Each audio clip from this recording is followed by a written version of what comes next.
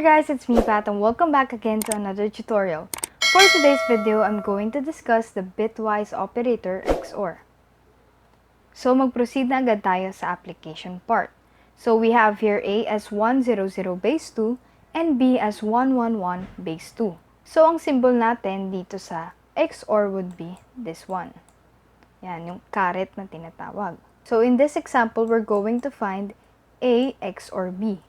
So again, dito tayo magsa-start sa pinaka-rightmost part.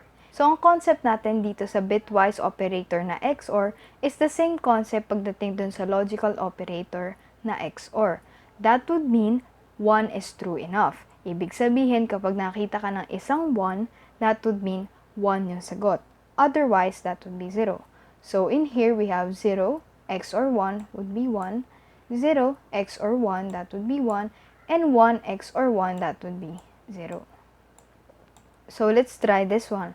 Find x XOR y. Okay? So dito tayo magsa-start ulit. That would be 1 XOR 0 is equal to 1. 1 XOR 0 is equal to 1. 0 XOR 1 that would be 1.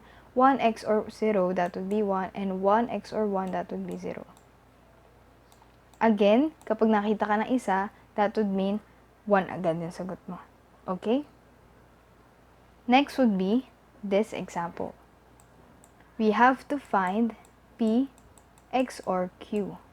So again guys, dito tayo magsa-start. That would mean 1 XOR 0, that would be 1. 1 XOR 1, that would be 0. 0 XOR 1, that would be 1. 1 XOR 0, that would be 1. 0 XOR 1, that would be 1. 1 XOR 1, that would be 0. 0 XOR 1, that would be 1. 1 XOR 1, that would be 0. 0 XOR 0, that would be 0. And 1 XOR 1, that would be 0. So let's double check. 1 XOR 0, that would be 1. 1 XOR 1, that would be 0. And then 0 XOR 1, that would be 1. 1 XOR 0, that would be 1. 0 XOR 1, that would be 1. 1 XOR 1, that would be 0. 0 XOR 1, that would be 1. 1 XOR 1, that would be 0. 0 XOR 0, that would be 0. And 1 XOR 1, that would be 0.